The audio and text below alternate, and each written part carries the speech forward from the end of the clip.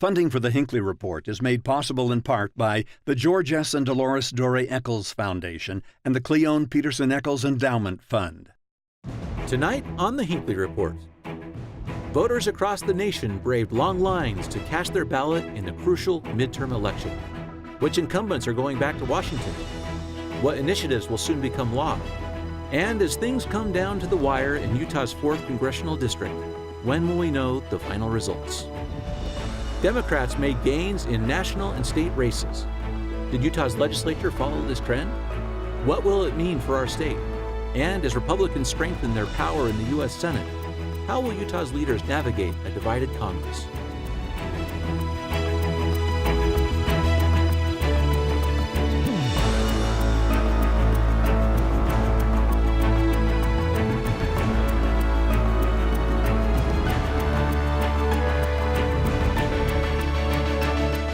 Good evening, and welcome to the Hinckley Report. I'm Jason Perry, director of the Hinckley Institute of Politics. Covering the week, we have Julia Richey, senior political editor with KUER, Boyd Matheson, opinion editor with Deseret News, and Max Roth, political reporter and anchor with Fox 13 News. So glad to have you all with us for the show. For those of us that love politics, we had our Super Bowl. Oh my gosh, what a week. Election time is just such an important and a fun time to be part of the process. I want to break down some of those races today, where we are. Boyd, we're going to start with you on the one race that is still too close to call, unless you are going to call it. I don't think I'll make that call quite yet today, but I think things are continuing to drift Mayor McAdams' way. The late results coming in from Salt Lake County, he continues to hold a lead there, which was really important to him. He built that up early in the night, and that continues to hold with some of these later ballots that are being released each day at about 3 o'clock by Salt Lake County. Also, as you look to Utah County, I don't think that Representative Love is picking up what she needs to in terms of numbers to overcome that. So at this point, it seems to be trending Mayor McAdams' way, but again, very tight. We may not know until Monday of next week. Max, talk about the Salt Lake County impact of this race, because how that goes back and forth. The way that District 4 is carved out, most of the voters in District 4 are in Salt Lake County, and it's a lot of times that it doesn't feel like that because we think of Mia Love as a Utah County person, Saratoga Springs mayor prior to Congress, but it really is a Salt Lake County centered district, but it's the conservative part of Salt Lake County. You got West Jordan, South Jordan, and then into Harriman, Riverton, that whole area, Bluffdale, and that's where the population is. Ben McAdams is winning there by what? About 55%. Mia Love is cleaning up everywhere else in Utah County, but it's just about 20% of the district in Utah County. The real wild card this year is they had same-day registration. So we have a ton of provisional ballots in Utah County and Salt Lake County that are taking a little longer. And we don't know what that voter makeup looks like this year, because we think that maybe they came out for medical marijuana, maybe they came out for some other propositions, and that would seem to help McAdams. Yeah, so Boyd, what do you think about that? Is that why Salt Lake County turnout was higher than Utah County? Issues make maybe Proposition 2 on marijuana? I do think the propositions played heavily in Salt Lake County. I also think it's deeply disappointing that Utah County continues to just really flail and flag behind everyone else when it comes to actually showing up. They seem to be very active in the process parts, but on election day, they're sort of like the millennials sometimes. They don't show up. They're the unicorn that's always going to win an election, but they never quite seem to show up. Well, you know what gets people to show up is competition. And so when you have something like a Prop 2 on the ballot, where people think it is in the balance, because it's not just a Democratic-Republican issue, and in District 4, the lines that we saw in Utah County, the biggest lines, we saw them in Eagle Mountain, we saw them in Saratoga, in Lehigh. There's a portion of Lehigh that's carved into District 4. And that's the thing, Utah County, you look at every other race that's a county race, they're single candidate races. Why would you turn up? Some anecdata. I went to Mill Creek, which is in the 4th District, the very top, and I talked to voters on the day of, and it was the propositions that was bringing them out.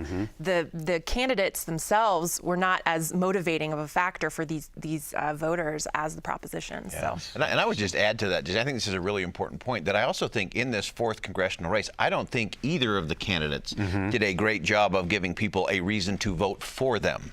There was a lot of both camps bought into this national negativity, mudslinging that didn't do either of them any favors. And so I do think there was far more pull by the propositions than there was, I want to vote for that candidate because of what they're for. This was all about what they were against, and I think that turned off a lot of voters. Yeah, it may have, although I do think that there are some issues that are part of that blue wave that may have played into the 4th district when we talk about a blue wave nationally and why Democrats did well in House races, particularly in dense suburban areas, which much of District 4 is. And I think some of those bread and butter issues, the health care, health care notably, probably played into some of McAdams' favor. Yeah.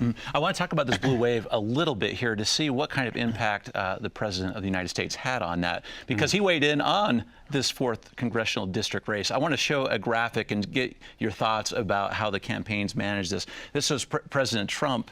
He said, "I saw Mia Love. She called me all the time to help her with a hostage situation, being held hostage in Venezuela. But Mia Love gave me no love, and she lost. Too bad. Sorry about that, Mia." What do you make of that? Have we seen anything like this before, Boyd? So I think this is more revealing in terms of the president than it is anything else. One, I think it shows something very fascinating. That is the influence that Representative Love did have on getting Josh Holt home. I think that's pretty interesting and pretty significant.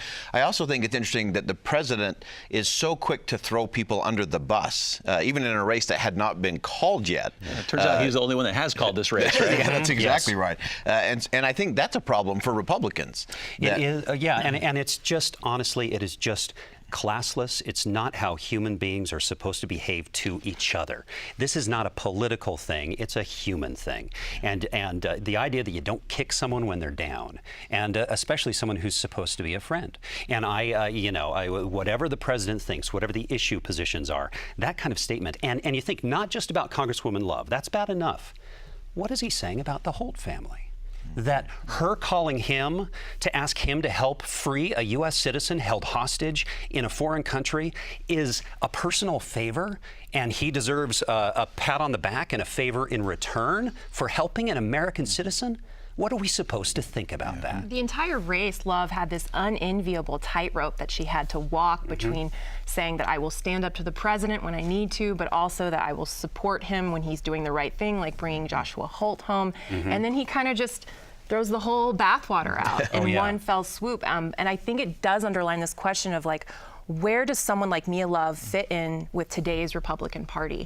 When your closing message is ramping up racial rhetoric and scaring people about central migrants coming 3,000 miles from the border, can someone who is the daughter of immigrants fit in today in the Republican Party? And I think that is the challenge that Mia Love had to walk the entire race. Yeah, made it really difficult, I think, in the 4th district in particular. And the amazing thing was that here you had an economy that had a 50-year low in unemployment. GDP's higher than it's been.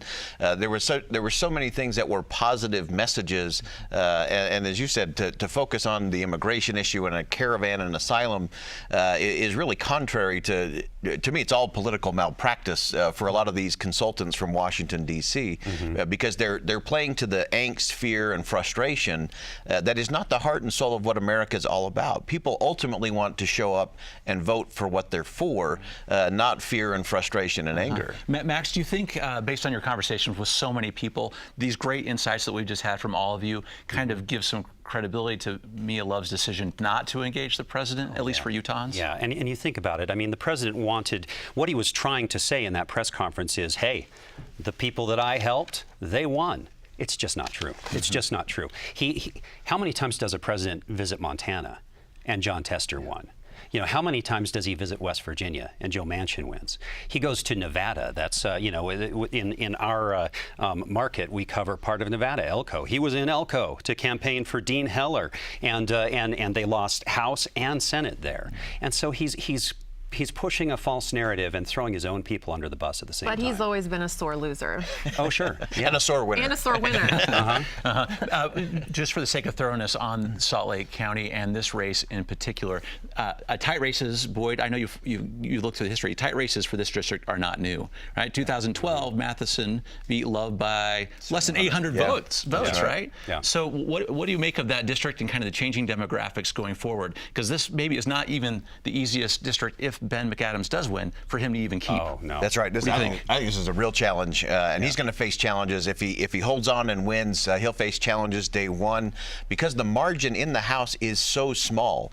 Jim Matheson benefited from having a large majority when he was there, so he could go to leadership and say, hey, I need to vote different on this one for my district, and was able to do that. I think Ben McAdams, I mean, even right down to his promised not to vote for Nancy Pelosi as Speaker, I think will be in question day one because there's not that big. There's enough of the Democrats who did win who have said they wouldn't vote for her that it could really throw the whole thing into a loop there. But I actually think it's good for the district that it is that tight, and I think it is that diverse. I mean, between Mill Creek and some of the more blue parts of Salt Lake County, and then you get out to Harriman and Utah County, it's actually quite diverse, which is a good thing because I think our representatives should really have to factor in not just what happens in Mill Creek and these areas in Salt Lake, but what is happening in San Pete and so on. I think that's good for the country and good for the state. Okay, very good. Max, let's talk about a couple of these questions and propositions. Let's hit question number one first. Yeah. The 10-cent gas tax increase. Hit roads, it would go for education, for public education. That was a pretty big fail in terms of the numbers of the voters. 66% against, 34% were for it. Break this one down for us. What happened with this one? You know who defeated this? Is whoever wrote that proposition and put that solid figure of 10 cents per gallon. I know if they'd put it as a percentage or something else, but honestly, I was going to say walk into the booth, but most of us sat down at our, I sat down at my kitchen table, and you look at that ballot proposition, and when you see 10 cents a gallon, that's added on to something you buy every single week, and that's never sold well in Utah. And I think it's clarity versus confusion on those. Trying to calculate, okay, we're going to do this for gas and that goes for roads, but somehow that's going to create space so we can spend more on education. I think a lot of voters did not get clarity. They didn't trust it, did they? And a confused voter always votes no when it comes down to that. Obviously, legislating by ballot initiative is the worst way to do it because you can't have the debate, you can't have the compromise. But it is an important part of the process that if the legislature gets too comfortable doing small ball politics, or if a governor's not leading, we need to have that ballot ability to get things on the table. But I think this one, it came down to messaging, and there wasn't that clarion call that people say, yeah, we can rally around that. Julia, and the people you're interviewing, this trust issue that we were just discussing, was that at the heart of some of this with voters? Were they just not trustful where the money was going to go, even if they were willing to pay it? I think it was a long ballot. So everyone I talked to about question one that was supportive, they couldn't even call it question one. They called it prop one. So again, there's just more confusion about what exactly this was. I don't think a lot of people know that a non-binding question doesn't automatically mean that your gas tax is going to be raised, that it's going to actually go back to the legislature to decide. So from the beginning, and I talked to a Democratic state lawmaker who said this thing was designed to fail, that the lawmakers really didn't want this thing to go into effect, at least in her opinion. And the governor got behind it kind of late in the game to even try and get it over the finish line. So what does the legislature do with this now?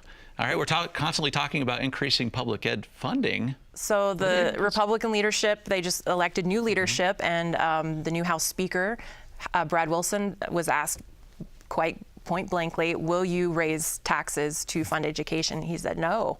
There's no appetite for a tax increase. And because the legislature did this really complex funding formula last session that puts something with the property tax cap. I can't even understand it, to be honest with you. Highlighting the points you all made about question one. That could potentially pump another $300 million into schools. So they think they've done enough.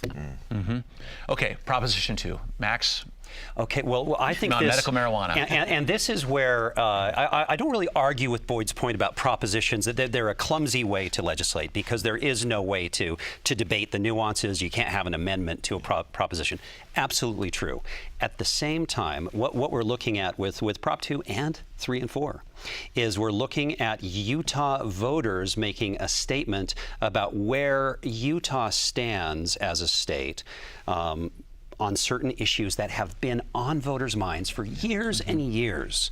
These issues have been debated, whether it's marijuana, Medicaid, or redistricting, and the legislature keeps doing nothing. And so people were frustrated because they were very clear in polls saying what they wanted, and they did it this year. And Proposition 2 is the biggest example of that, because there's been so much attention to medical marijuana. Yeah, and I agree with Max. It's that voter frustration. We need to do something. We need to engage, and that was definitely the message. Although I think the final tally is going to be pretty close. It's not going to be an overwhelming victory for Proposition 2. But I think the more important thing is that will the governor and the legislature hold to their commitment for a special session? And the compromise bill, which I think is a great bill, could actually be a model for the nation. Once again, Utah leading out, that shows that you can have compassion and you can have guardrails, and to make sure that we're not in our rush to alleviate the suffering of some, that we don't create suffering for many others, which we saw with opioids, what this rush of we have these great drugs that will alleviate suffering, and we've devastated families and entire communities across the country.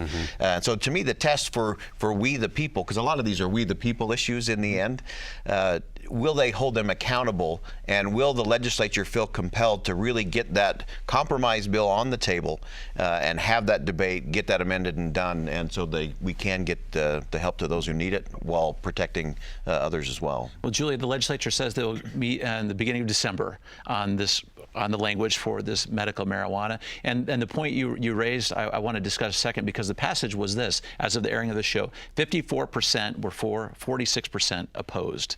All right, that's not a huge margin, that's for sure, barely above 50. How likely is it the legislature is going to look at that 54 and say, I need to keep a lot of those hallmarks of the proposition in this negotiation, or is this, I'll start all over again?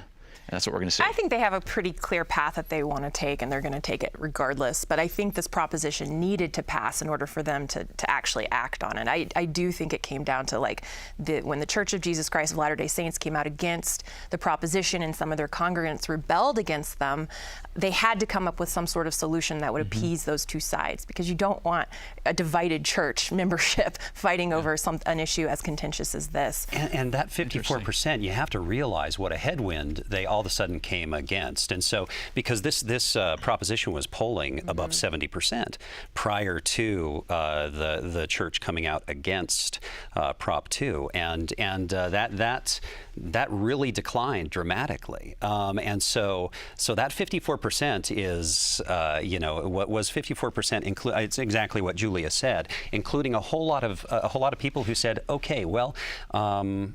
We still want it, even though the church has said they don't like it. And this is definitely one of those where it was more confusion than clarity, I think, for a lot of voters, because many voters, many of those that I spoke with, didn't know what they were actually voting for. Am I voting for the compromise bill that everyone's talking about? Is this still the original proposition and the problems that are in there? What does this mean in the end? And so again, confusion, not clarity, and where both sides step back a little bit in terms of their buying media and so on to promote their position on it, really left a vacuum and a lot of confusion around Prop 2. Were you surprised at all that it still stayed above 50%? Yeah, and I think in the end it will probably be just barely above. Right now it's at 54, as you said. I think when all the votes are in, it'll probably be closer to 52. So it's not going to be an overwhelming mandate. But again, part of that, to Max's point and to what Julia's been saying, is that there's just confusion. People weren't quite sure where they're headed with it.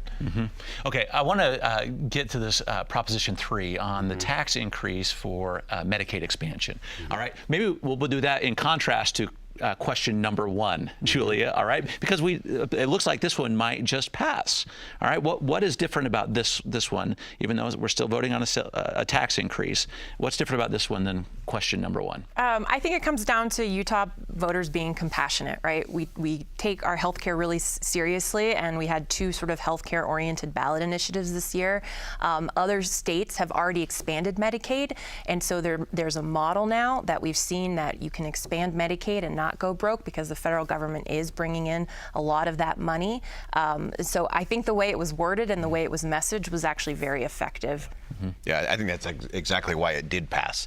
If you looked at some of the states that have struggled with it, like Kentucky, where they went the full expansion and now they're having all kinds of financial problems on the back end with it.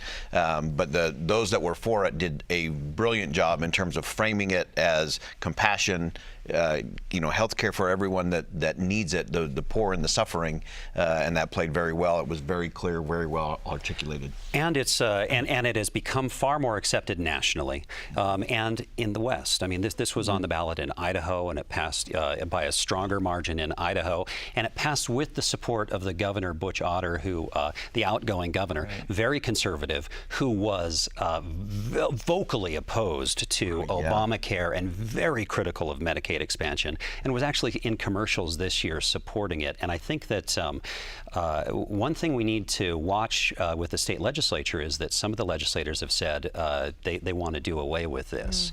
And I think what again, I hope they're thinking about is that, the idea behind that is, oh, well, maybe the voters didn't really understand what they were doing, and this is going to be bad for the economy and everything else, and the voters just didn't get it. But the fact is, this has been on the voters' minds for 6-7 years. It's been extensively covered in the press, and the voters were supportive of Healthy Utah when Governor Herbert tried to get that into effect, even though the legislature opposed it. So everything says the voters have been thinking about this for a long time. Also, this tax increase goes to paying for what the state needs to kick in, which is about 10%. The gas tax would go to what, exactly. right? Nobody knows. Roads and education. It just wasn't a clear, and again, like sales tax, it doesn't feel as tangible as actually pumping gas and watching those numbers. You're actually seeing it. Yeah, you feel happen. that immediately. Exactly. Well, I guess because I love these kinds of questions, if question one had been worded more like this, tied to something more like sales tax, would it have been a different answer, you think, Julia? I don't know. Okay. I think education yes. is. I actually do think okay. yes, because what was it? Word 0.15. I mean, when you're talking about like a 0.15% of that doesn't sound like much. I can afford that, but then it's like 10 cents a gallon. Oh, that's a lot. Okay. Yeah, I buy a lot of gas. Okay, I want to get to Proposition 4, all right, because this one is still too close to call. Interestingly enough, 50.67% support, 49.33 against as of the taping of this show. This is interesting. This is an independent redistricting commission. Some members of the legislature are not thrilled about this. Max, why is this one so close? It is all geographic. It is all geographic. It won overwhelmingly in Salt Lake County. It's just on a thin edge in Weber County. You look at the map, and if you're familiar with Utah's political geography, then it's perfect. Salt Lake County loves it. Weber County with that core, like liberal Ogden, center city, they're half and half. Summit. And then you look at Summit, Carbon, Price, all the mine workers and all, it's the blue collar Utah places and Grand County.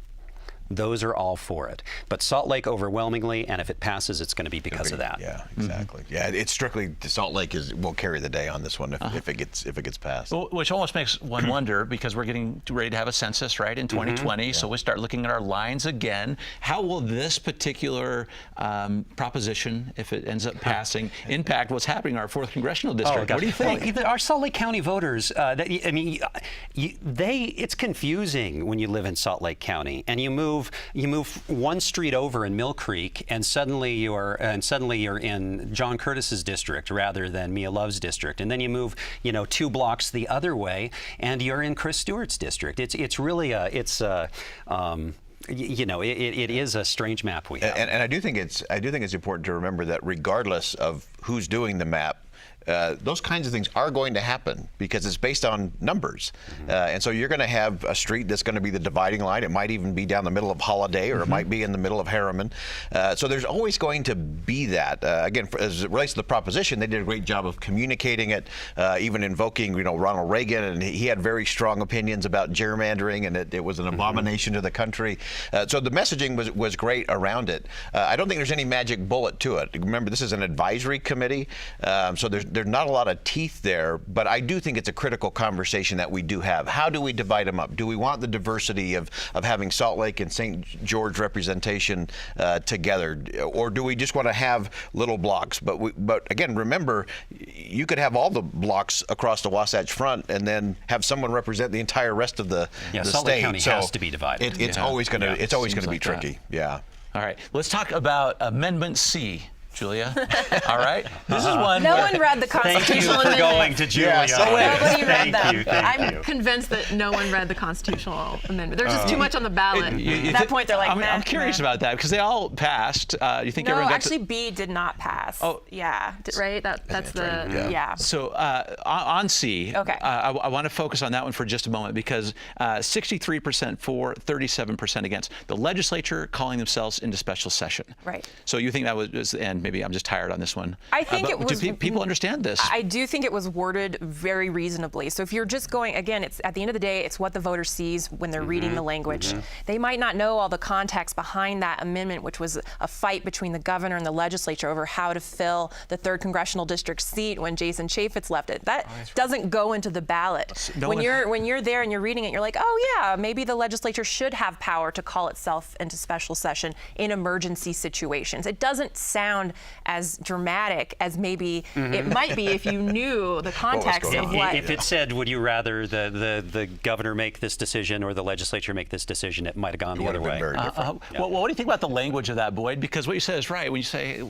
calling yourselves into special session for emergencies of state. Yeah, emergencies of state are very important, and the people want them to be able to do that. But again, it's the context that if we don't get down to that, and I do think there's at that point in the ballot, there's a lot of voter fatigue because people are going in. Everyone goes in with, I know I'm going to vote for this person and the local race and this, and then they get to propositions. By the time they get with propositions, like, oh my gosh, there's still more. Plus, there's judges, and the fatigue factor starts to settle in, I think, for a lot of voters. I did think it was funny that Stuart Adams yesterday, the new Senate president, said, "I don't think we'll be using it. I think it's a break in case of emergency." Those leaders might rue the day. They might rue the day.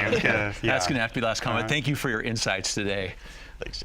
That's it for this week. Join us next Friday for another edition of the Hinckley Report. Thank you and good night.